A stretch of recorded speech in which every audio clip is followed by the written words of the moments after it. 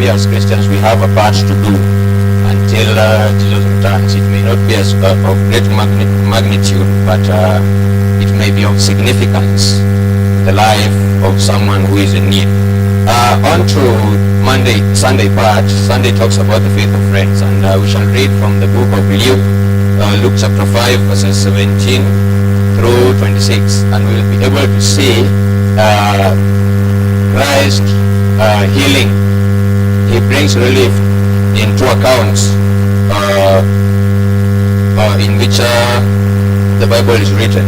And we are being told that a powerful story in the gospel reveals that what some men went through in order to bring a needy person, probably a friend, to Jesus.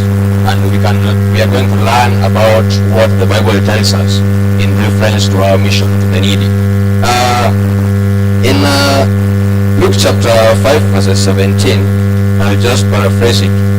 And it came to pass on a certain day, as he was teaching, that there were Pharisees and doctors of the law sitting by, which were come out of every town of Galilee and Judea and Jerusalem. And I love the last part. And the power of the Lord was present to heal them.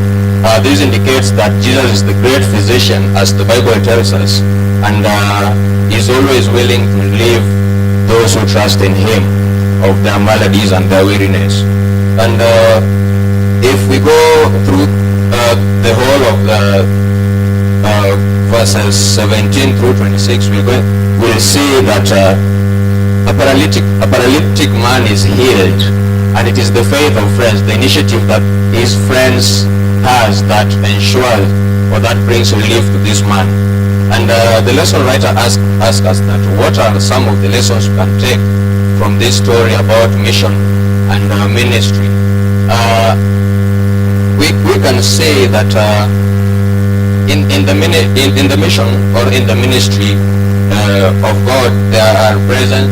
We can find the presence of barriers in place. And in this story, you find that the crowd was so huge that these friends had no alternative, but it did not worry them.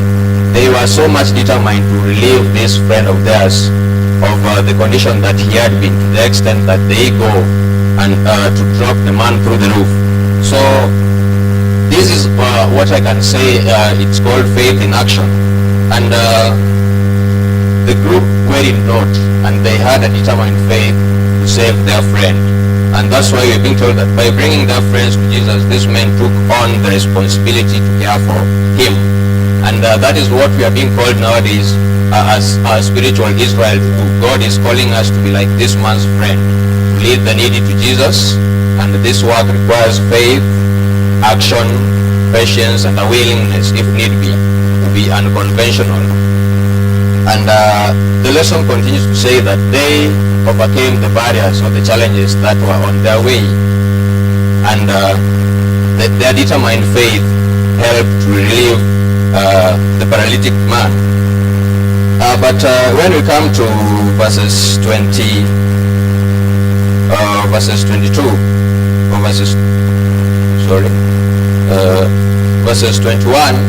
we find the Pharisees question the authority of Christ, and they consider it blasphemy when Christ said that, man, thy sins are forgiven.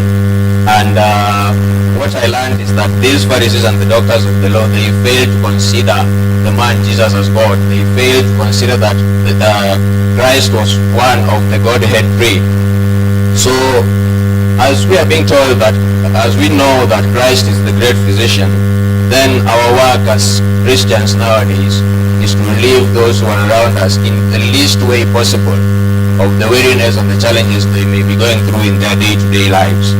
And I love the ending of Luke chapter 5, of verse 26, and we find four notable actions that this multitude do after Christ now tells the paralytic man to rise up and walk.